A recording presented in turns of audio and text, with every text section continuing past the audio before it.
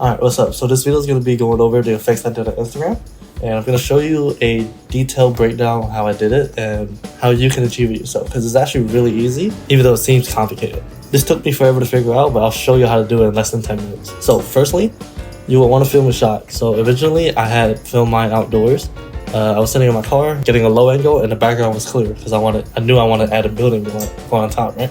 Depending on what you want to shoot, just make sure it matches what your idea is, right? So now after you got your shot, go into Blender, and the first thing I like to do is to add in a camera. So Shift A, camera, go into the camera view, and in the camera tab, we can add in a background image. In this case, I'm going to use my footage using a movie clip, and I'm just going to grab it real quick. Alright, so now this can be used as like a reference-ish. We can worry about it later, but for now, let's just get like a general area where you think it would be, where it would make sense, right? So it's here for now because it's a low angle pointing at the sky, right? So now, once you have that, we can start modeling the basic buildings. They don't have to be anything detailed. I use image textures and I just extrude it in a way where it looks like it's 3D, but from far away, it looks convincing enough, right? So go to image and let's add an image plane. In this case, I'm going to be using this building texture. Now, once you import it, you won't be able to see anything because we're in solid view mode. If you go up here, we can go to viewport shading, or you can just hold down Z and go to material preview, right? Now, the building's a tad bit too small. It doesn't look good, and it's too short too.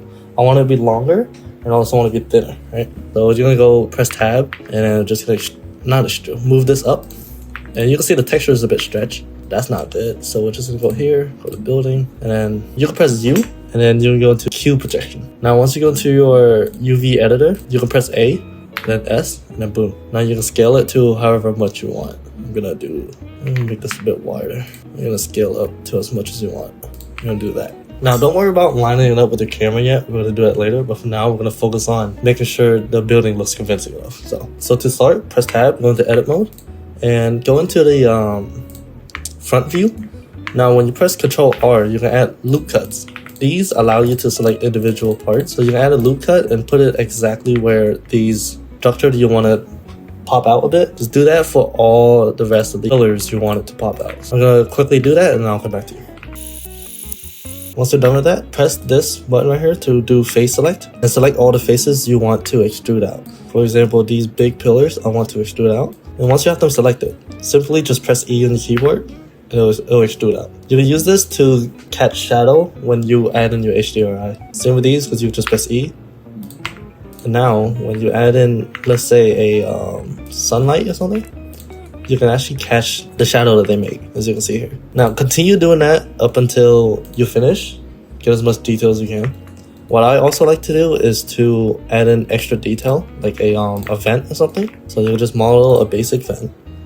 New material, Control T if you have no regular on, and then AC, and I just like to do this, and then Q projection, AC, and then just line it up to where it looks good to you. If it's too stressed, just move it up. And then these ones, I like to just Q projection, put them somewhere where there's no detail. And then you'll just take that and put it everywhere. That makes sense to you. Just little details to catch even more shadow, so your scene looks even more realistic. Right now, once you have your scene modeled, go back to camera view and try to line it up as best you can. Sometimes you won't be able to see your original footage. Go into camera and then go to background image and select front so you can see.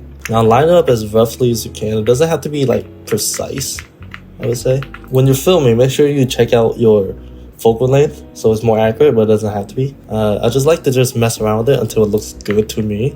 Like here will look good. But if you want like a really realistic result, just make sure you remember your focal length so you get an accurate result within Blender. Now, once you have this all set up, I like to set up the lighting beforehand so I can see what the full scene would look like. So go into World, click on this yellow dot, and click on Environment Texture.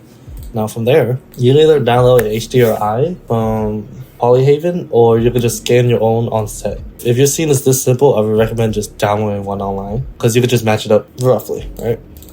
Which is what I'm going to do. Now, if you go into render mode, you'll see the entire HDRI. That's not what you want, because once you're in camera view, you can see the sky. Or if there's something else in the sky and you don't want it, you don't want it, right? So go into film and select transparent for a transparent background. So once you render, the background is see-through. pretty much. The original shot is that I want the building to go from underneath the car to up, right? So now we're going to animate the buildings going from underneath the car to up. Instead of animating these one by one, which would take forever, I'm just going to parent them to an empty for easier animating. So to do that, add in an empty, any shape you want, just do a cube, and then select everything and deselect the camera. And make sure the object you want them to connect to is selected last. It'll glow orange compared to anything else. Then press Ctrl P and Object Cube Transform. Now they're all parented to this empty. Now you can just animate this going from under here and go back up. If you press I on your keyboard, it can insert a keyframe for you. So press I, and this is the ending keyframe I want. So I'm going to move that to the end. And then for my starting keyframe, I want it to start underneath the car the way you can't see it. So I'm going to put that there. Now, once you press play, the building goes up smoothly, right? The effect we wanted, right? So that's pretty much the shot done. To render this out, I turn the camera off. I make sure I have no background image, so I can just get the building by itself. My render setting is persistent data. Make sure you have that on. For color management, I use filmic log. That's the one that works for me, because then I can just color grade my background with my foreground at the same time. Experiment if you have to though, especially if you have a different camera. I use a Sony FX30. Here's a tip that I just found out recently though. You actually don't need that much sample. 50 is good enough if you have denoise on. It's insane, you should try it out. As for the render setting itself, this is it right here. Now let's open After Effects and start compositing. Alright, now that we're in After Effects, let's load up our original footage and then just cut it down to where you want. So to start off, import your image sequence and drag that into the timeline. So the building is currently on top of our footage, which is not what we want. So we're gonna roll the scope out, our subject in the car, leaving the background by itself.